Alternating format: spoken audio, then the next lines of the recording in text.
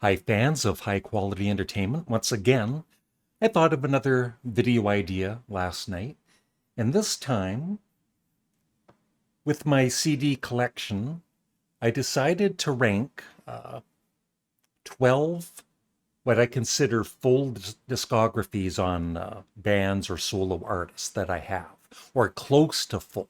There might be a couple where I'm missing a certain album, but I'm never going to be buying it, and I just, for me personally, I consider them full discographies.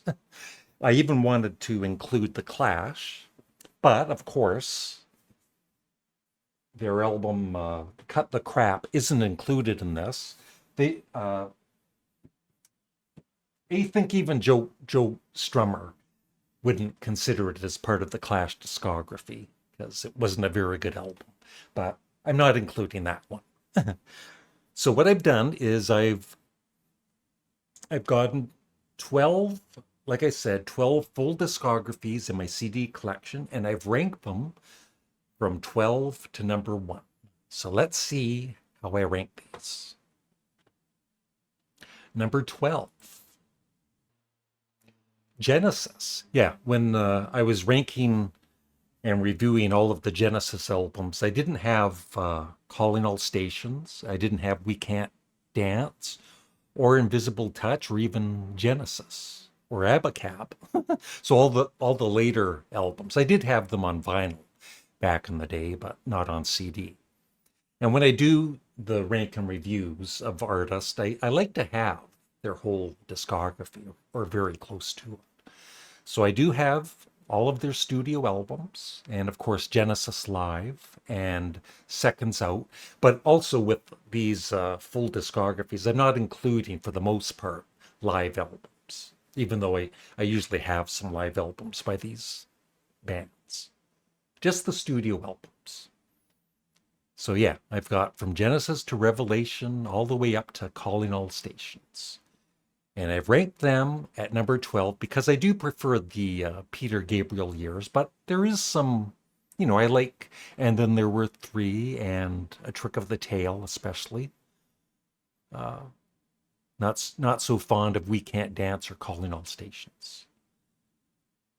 So number 11, The Doors.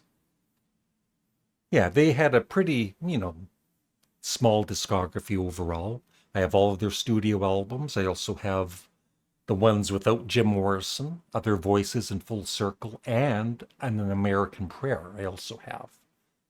But all of the albums, I love all of them. They're great. They also have a 2-disc live album that includes Absolutely Live and one other one. Number 10, Creedence Clearwater Revival. They made even sort of I guess about the same as the Doors. 1, 2, 3, 4, 5, 6, 7 albums, and they also have Live at Woodstock and one other live album of theirs. So they're in 10th spot. My favorites of theirs are Cosmo's Factory, one of my all-time favorite albums, and Bio Country. And Pendulum is underrated. Number 9, number 9, number 9.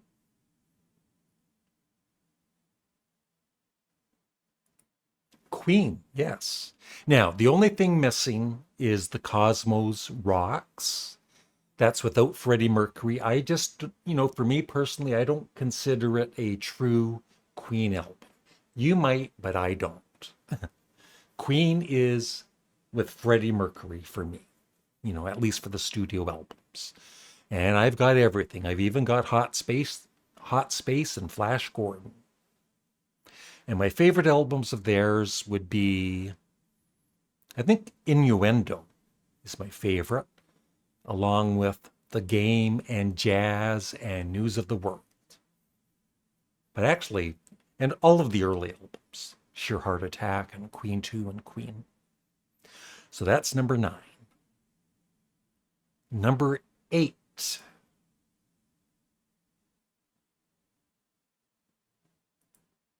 Paul Weller, I finally have his complete discography. I've even got two collections of B-sides that he's released. I think they're double CDs. And I've got live Wood and one or two other live albums, I believe. I don't have a conversation with Paul Weller. That's just an interview. But yeah, I've got all of his studio albums now. I've become a big fan of Paul Weller in the last few months. My favorites, and I'm still getting, I still haven't really listened to all of these yet. There's so much to listen to, but I love Stanley Road, Wildwood, Wake Up the Nation, 22 Dreams, and Fat Pop, and many more. And Sonic Kicks, that's great too. Number 7.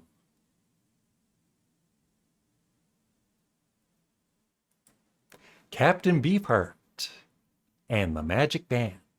Yeah, I have Safe as Milk, Strictly Personal, Throat Mask Replica, Lick My Decals Off Baby, Mirror Man, The Spotlight Kid, Clear Spot, Unconditionally Guaranteed, Blue Jeans and Moonbeams, Shiny Beast, Bat Chain Puller, Dock at the Radar Station, Ice Cream for Crow, I Don't Have Rare Beef Heart, or Grow Fins, or Riding Some Kind of Unusual Skull Sleigh. But those aren't studio albums. Those are like other things. And then I do have the original Bat Chain Puller also. So he's number 7. Number 6. Grand Funk Railroad. And I had the honor of interviewing Mark Farner, as some of you know, a couple of months ago. Check out that video if you haven't seen it. Now, the only thing is, once again, I do not have Grand Funk Lives or What's Funk. Those aren't with the original members. I don't think Mel Shocker doesn't play on What's Funk, I believe. And Grand Funk Lives, I don't know. I don't think Grand Funk Lives has all 3 of the original members either. But I have no interest in them. I consider their career over, like their studio albums over, with good singing, good playing, produced by Frank Zappa. But, you might disagree with me, but it's fine. My favorite albums of theirs, and I also have, of course, their Grand Funk Live album and one other one, Caught in the Act. My favorites are Survival, Grand Funk, and We're an American Band, an E Pluribus Funk. My favorite, though, of them all is the Grand Funk Live album. So that's number 6. Number 5. Lou Reed. Yep. I have everything there listed and then some live albums. The only one I don't have is Hudson River Wind Meditations, which I don't think I'm ever going to get. But I consider to have the full Lou Reed discography. Yes, I even have Lulu, and I don't mind them. My favorites are Berlin, Coney Island Baby, The Bells, New Sensations, and New York, and Ecstasy. Number 4.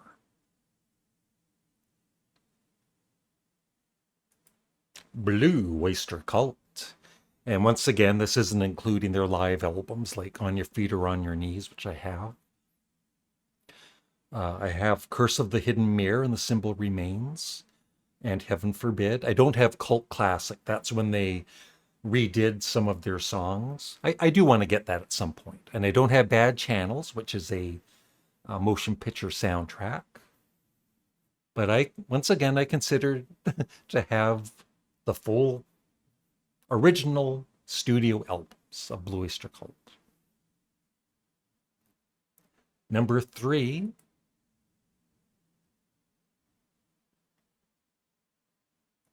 David Bowie. Yes, I have everything by him, and then some live albums too. I don't have Peter and the Wolf. That's a soundtrack. I don't think I have any interest in ever buying that. Yeah, I have everything else. Well, the last one's like Spying Through a Keyhole. That's demos and stuff. I don't have that. And I do have Toy. So, like I said, just, the his original studio albums, I have them all. Number 2. I wonder what number 2 is.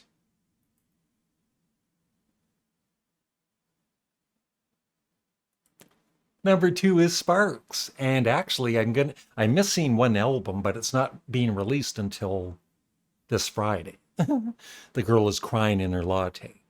And once again, Molly and I are seeing Sparks in Toronto on July 3rd. And they're also playing at the Royal Albert Hall 2 nights in a row. And they're playing at the Hollywood Bowl. Their career after 50 years is really taking off. But yeah, I've got Half Nelson, like Sparks. Originally came out as Half Nelson. And everything else there.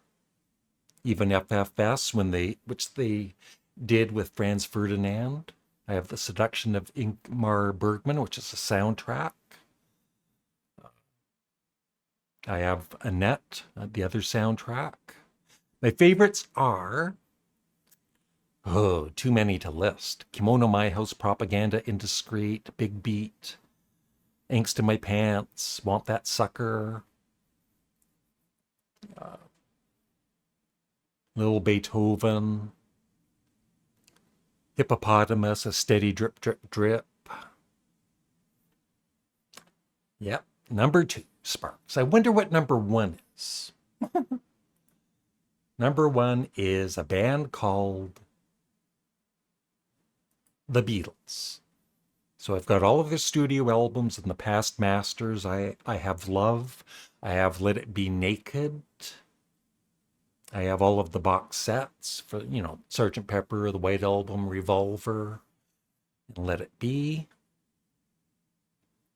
And I've got the Beatles Christmas album on CD. And the 3 anthology double discs from the 90s. Have all those. So basically a pretty complete discography on the Beatles. And that is it. I'd be curious, what are some of your favorite full discographies that you have in your collection? Let me know in the comments section below. Thanks for watching and have a great day. Bye.